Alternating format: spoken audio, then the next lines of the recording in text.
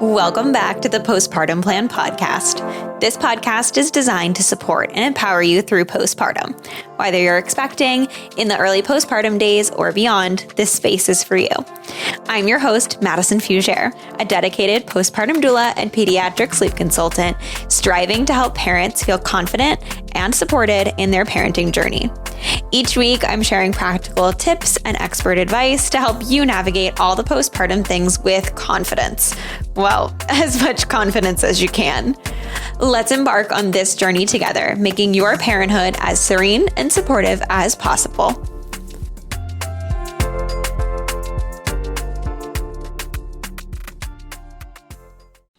I am super excited to have Katie Badger back on the podcast with me today. She is a non-diet dietitian, as well as a certified lactation counselor and a mom of two. And she joined me back on episode 65 when we talked about starting solids and the pros and cons to different types of paths that you take to get there. And today she's joining me to talk about this bounce back and postpartum diet culture that you see especially on social media. So let's get into the episode. I am so excited to have Katie back with me. If you guys didn't already, go ahead back. Wow. It is morning.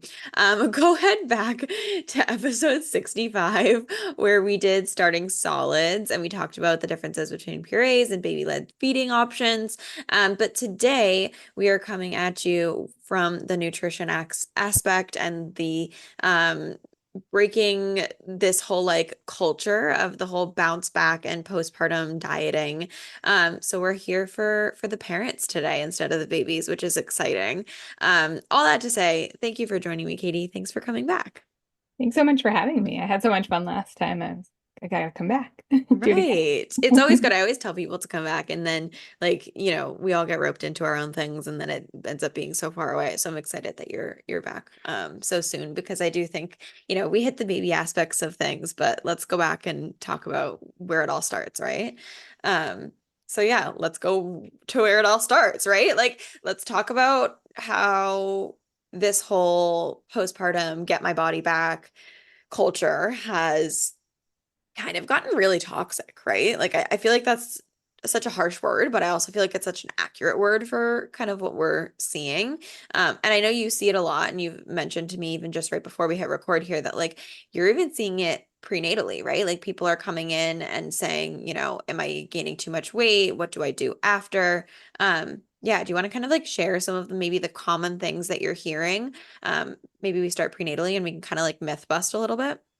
Yeah, so I hear a lot of people coming to me that are already pregnant and maybe their doctors have given them sort of a target weight gain range, which, it's sort of a frustrating thing that doctors do because it's so varied. And so Right. if you're not getting enough, you're scared. If you're gaining too much, you're scared. And all of our bodies do things so differently, right? So if, it's worth weight is one of those things that gives us a little bit of a picture of what's going on, but it's such a small picture, and it is definitely not a need for alarm bells. Maybe we can look a little closer if you're not gaining enough weight, or if you're you're rapidly gaining weight, are you holding fluid somewhere, something like that. Right. Sure, let's look at it, but it doesn't necessarily mean something is wrong or that it's a problem. Yeah, I think that's so important. I think that people, especially first time pregnancies, right? People are not knowing. I hear a lot during my client interviews and inquiry calls that people are being yeah, I don't know what I don't know. So I just want to have somebody there to teach me, right? And so quickly we trust medical professionals because that's been what we've been told to do for our whole lives. And so when you're pregnant and people are telling you in the medical profession, hey, this is what we're shooting for, it's really quick to jump to anxiety, right? Whether it be one way or the other. And I think then people are okay, then if they're telling me I need to be at this weight and then I'm more or less, they're worried about that. But then it links to that postpartum and that societal, image of, oh, I just popped out a baby and here I am back to my tiny waist, right? When in reality, you can find online people being I just popped out a baby and I still look 4 months pregnant. That's the reality. Your uterus is all stretched out. Your body has just been going through a crazy experience, right? Yeah, absolutely. I mean, that's why we think of it as like the fourth trimester, right? You're not done. You still, just because the baby isn't in you anymore, it doesn't mean that your body, can just snap back to what it was, right? Mhm. Everything shifted, expanded, changed.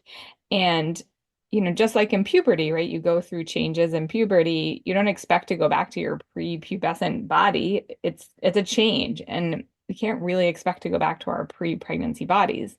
It doesn't mean we can't be strong. It doesn't mean we can't like nourish our bodies in a positive way. And I mean, that's a hard thing because when you have a newborn, right, and you're sleep deprived and things like that, which is obviously where your help comes in, helping people Yeah, navigate that, is good. But if you don't have that and you're sleep deprived right, and it's hard, so it's like hard to get up and like make yourself food. So sometimes it's hard to just nourish yourself at that point. right. So to be focused Absolutely. on getting smaller is like, it's just, it's unfortunate that that's where people's so much energy goes to. Right. Right. And I think something you just said really kind of like sticks with me, and it's the fact that like your comparison to puberty I think is like really a really interesting thought to think about, because I think that so often, especially as like women in society, you look at society, but you also look at like your mom or your women that are in your like familial line, right? And you're like, "Oh, I like don't want to have this or I do want to have that," right? And I think that as like young adults, right? You kind of get into your body, you learn your body type, you learn like what you feel like, what you look like, what makes you feel good, what makes you not feel good. And then so many times when you go through these like large life changes, like being pregnant, having a baby, like it's not just like the baby body, right? That needs to kind of learn to be new, but it's also your body itself changing a lot. I know like little things, but like a lot of women say like, oh, my foot size changes, right? Or like Yeah. whether it be that you don't quote unquote lose all the baby weight or not, like even if you do, you may be a different pant size, or a lot of women end up being a different bra size. Like I think the bodily change also is a big thing. And I think it's this not just this idea of like bouncing back or getting back to your old body, but I think it's also recognizing that like in some ways you probably won't be exactly the same as you were. Like it's a new acceptance of like a new body. And I think that that's really hard for people too, because they're like, well, I'm just going to be the same person. I'm just going to have a kid. And like as much as we can say that that's true, we also know that that's not fully true, right? Yeah.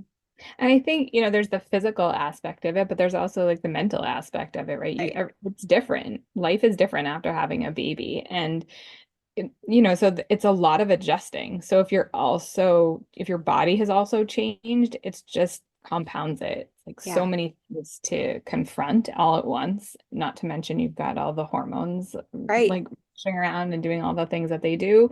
So it's a complicated time, but then we throw in things like social media Right. and talking about, the next latest thing to get your body back.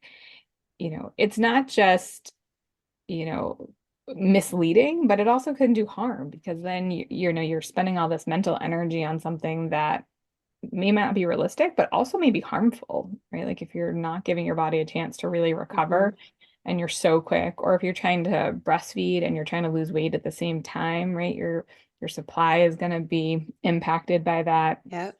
So there's a lot of conflicting things kind of happening all at once that we need to Right. consider.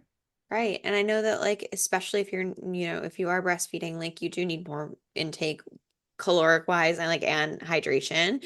And I think people kind of like forget that. I'm always telling people I'm like eat when your baby eats, right? Like that's so important. But I think that this, yeah, bounce back societal culture of social media being like, hey, I can get your body back to where it was, or like, oh, let's get rid of that mom bod, or, it's so sad that these like diet cultures and these workout programs that are targeting new moms have such good marketing. Yeah. Right?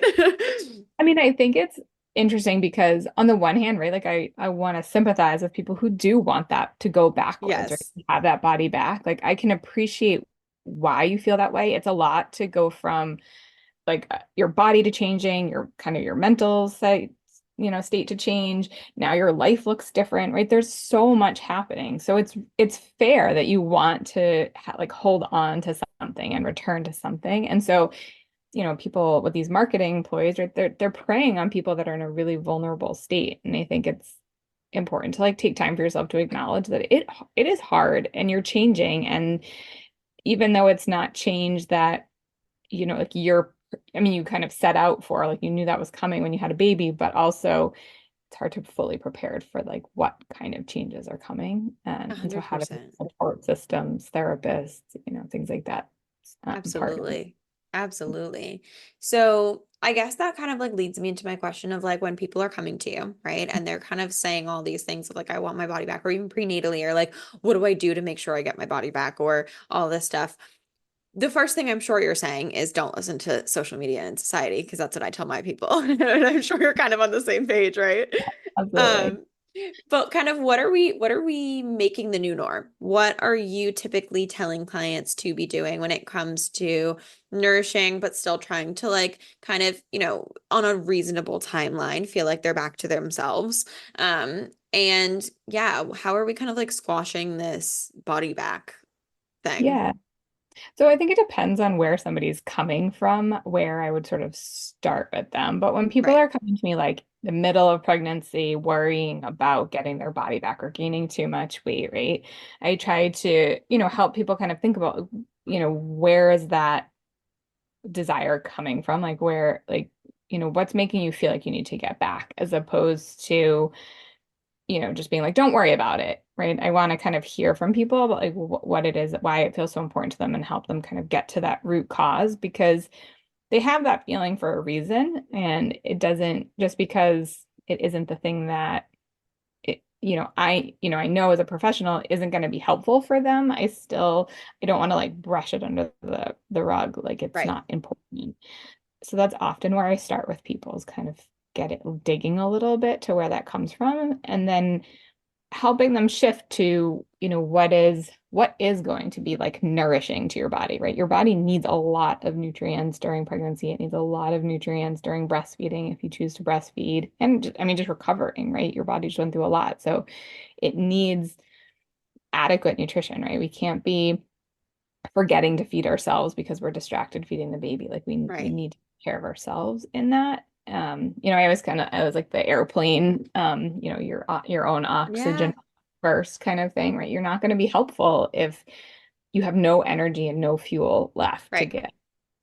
That's sort of the kind of framework mindset that I work with people on and help them come up with like it's not that easy, right? Sometimes it's not so simple as saying like, okay, I'll just start eating more regularly and consistently because they're tired and they're busy and all those things. So, finding quick things, easy things that are like make it more straightforward for them. They're not spending time Right. like cooking, that kind of thing to help people get back into that routine that Yeah. is nourishing themselves. Yeah.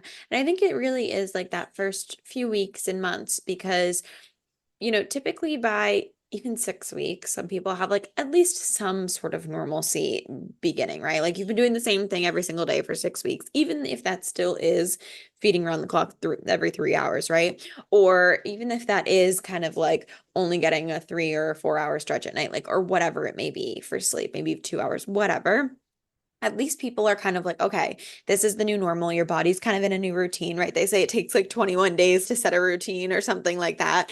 So people at that point are kind of like, okay, they're in the groove. And typically that's when I see people being like, okay, even if I am exhausted, like I know that every morning I get up and I make breakfast, right? Or I know that I'm going to do this or I'm going to do that. And the other thing that I would say, like, I would love to know your input on is a lot of the time when I'm talking with clients about building baby registries, I work a lot with them on putting services and not stuff on that list, right? So you can only have so many baby bouncers and so many baby onesies. Gosh, they're adorable, but your baby will not wear them all. Um, and so a lot of the times I'm talking to people about, okay, get gift certificates for, postpartum doula, house cleaner, dog walker, whatever it may be. Mhm. And one of the things that a client told me that she was like, oh, my friend gifted me this and it was absolute game changer. I'm gifting it to everybody now is a meal delivery service.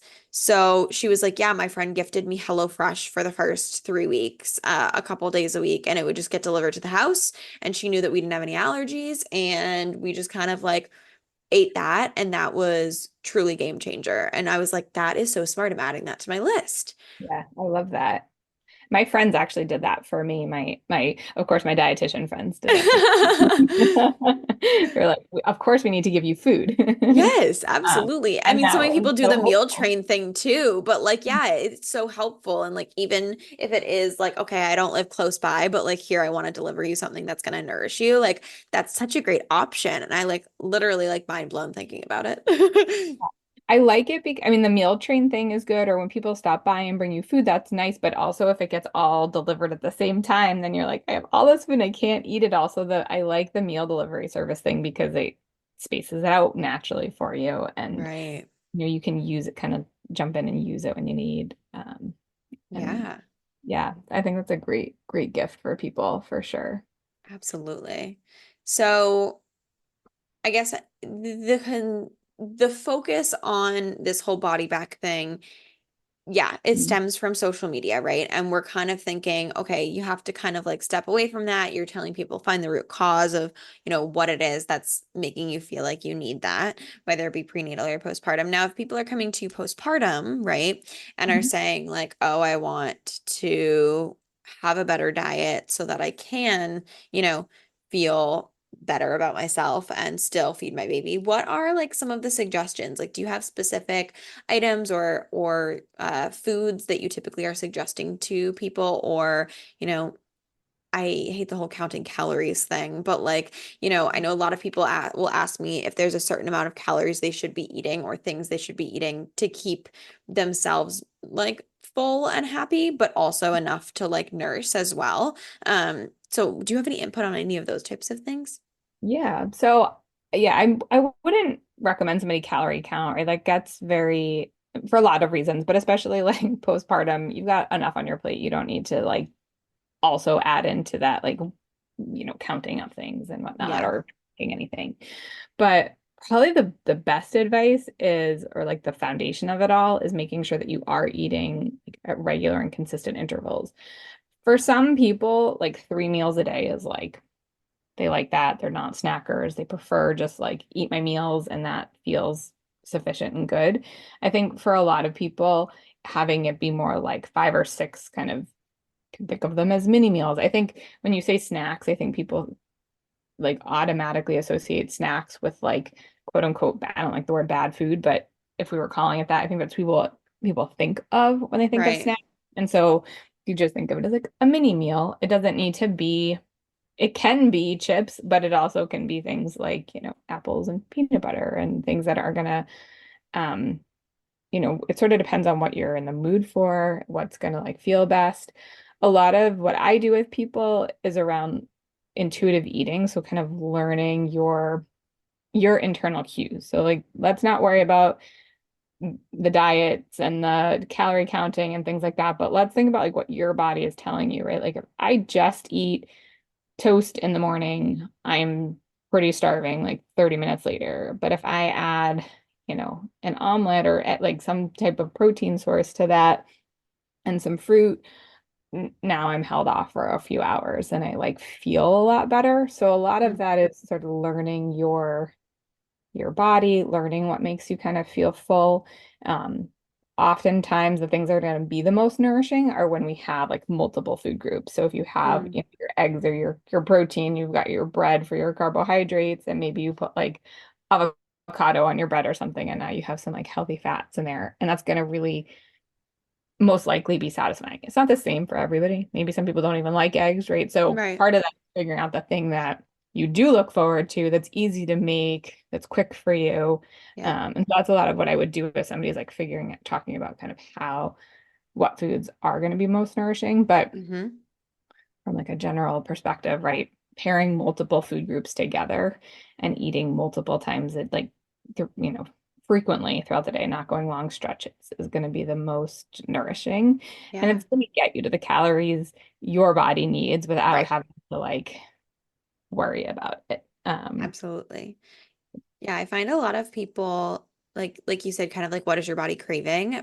I feel like people like get into that routine of like, okay, I want the same thing every morning for breakfast or vice versa, like for whatever meal. And so I found myself like as a postpartum doula when I'm working with families, and I know a lot of people will kind of do it from their for themselves after I leave, is like, okay, I really like to make oat bites for a snack. So like we'll make like a bulk bat of it and like throw some in the freezer, throw some in the fridge.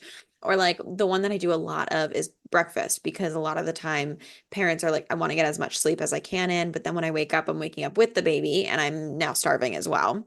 Hmm. Um, and so what I did a lot of for different families are things like overnight oats, but also like breakfast burritos. Like I did a lot of like different styles of egg breakfast burritos and I would wrap them up, throw them in the freezer, and then a lot of my clients would just like pop those in the microwave and then they could eat a one-handed meal while baby was feeding, right? Yeah. Um, and so I think that kind of like that idea of like bulk making things, especially if you have a family member or a friend or a doula or a partner who's home for, or there for you for a couple hours that you could be like, great, here's the baby, or great, can you go do this? And it's like a 1 hour task, if that, to make all these things for, a week or two.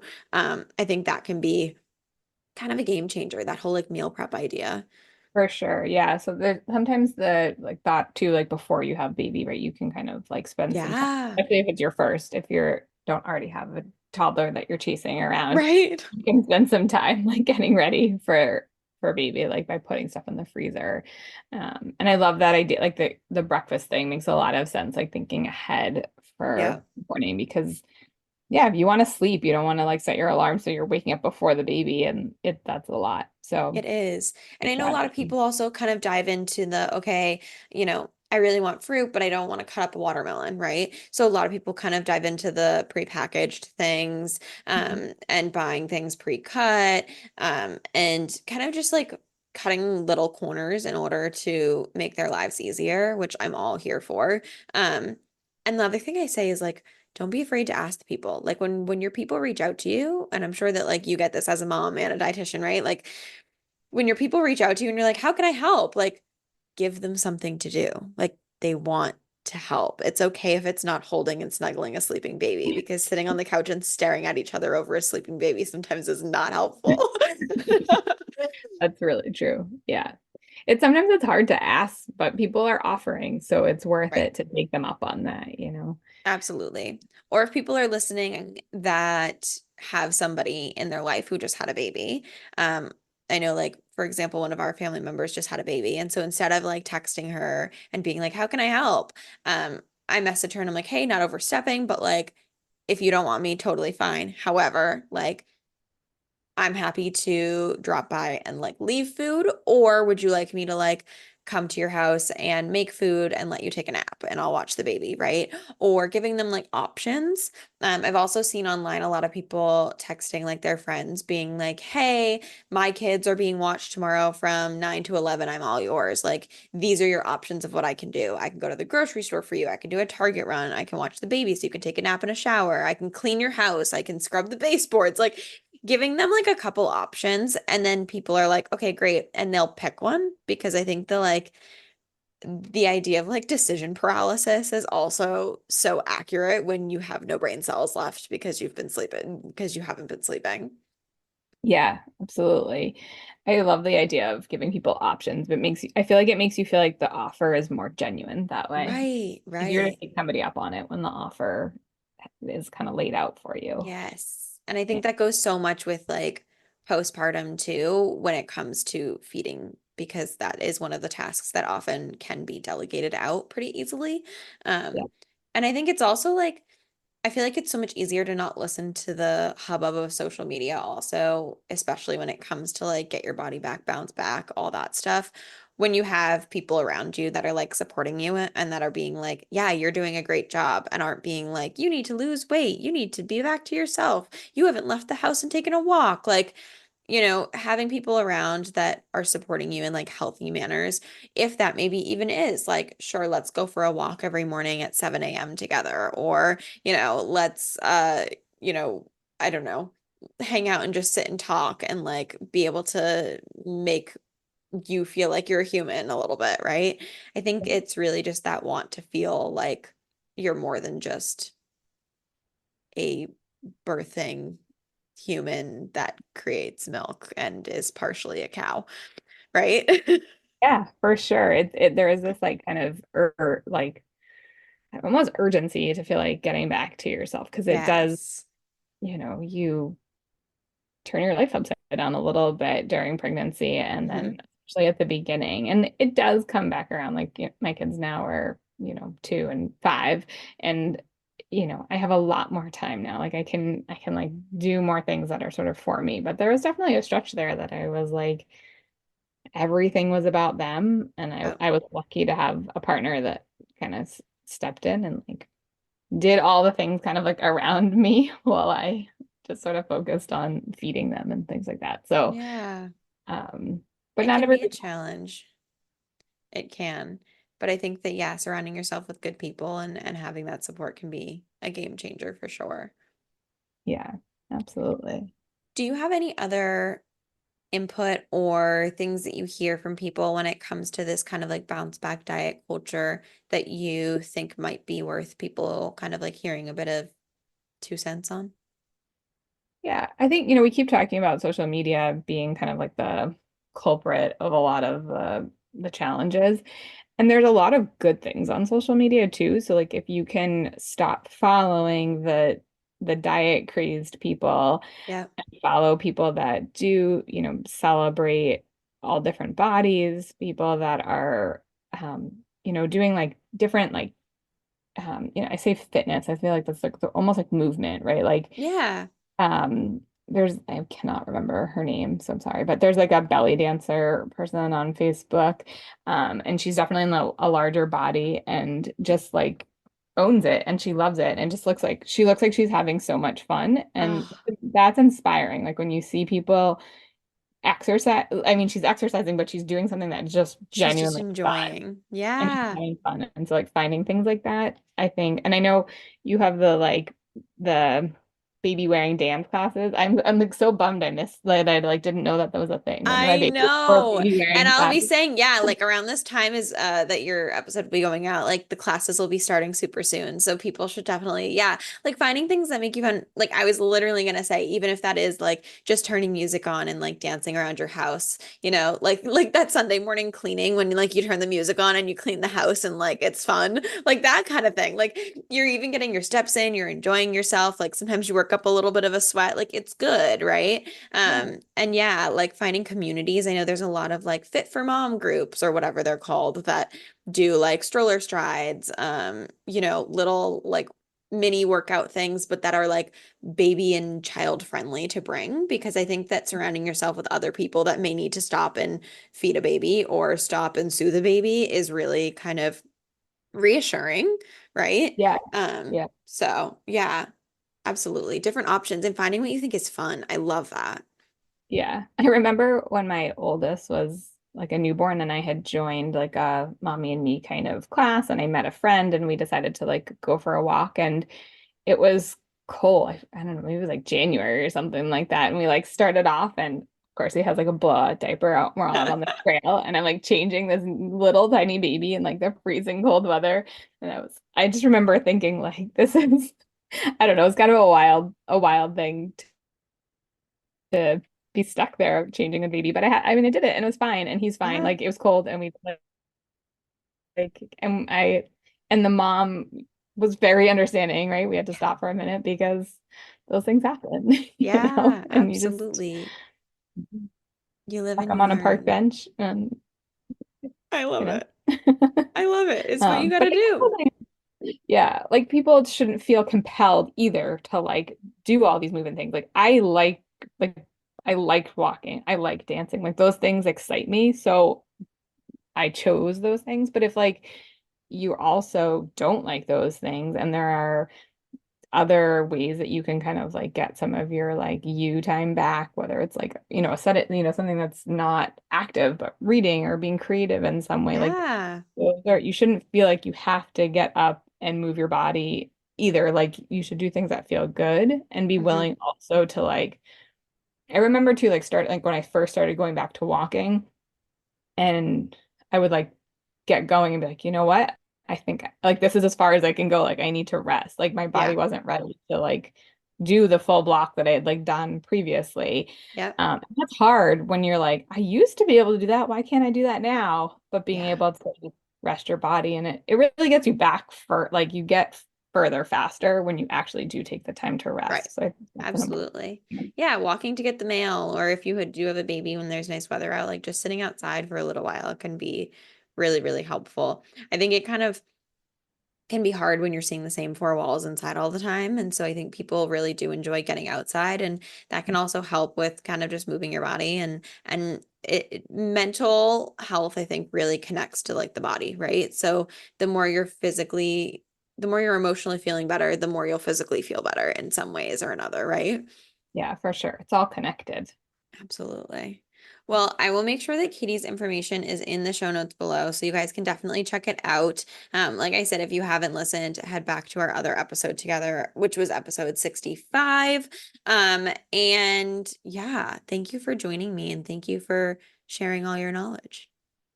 Thank you so much for having me. It was so much fun. Thank you so much for tuning into the Postpartum Plan podcast. I hope that today's episode brought you support, relatability, and valuable insight. Remember, you're not alone on this journey. If you enjoyed the show, please subscribe and leave a review and share with any of your prenatal and postpartum friends and family. Your feedback helps us reach more parents seeking support. And if you're looking for additional resources, please feel free to connect via Instagram at Serene Moments Doula for constant information, tips, and tricks, or check out my website, www.serenemomentsdoula.com. See you next week.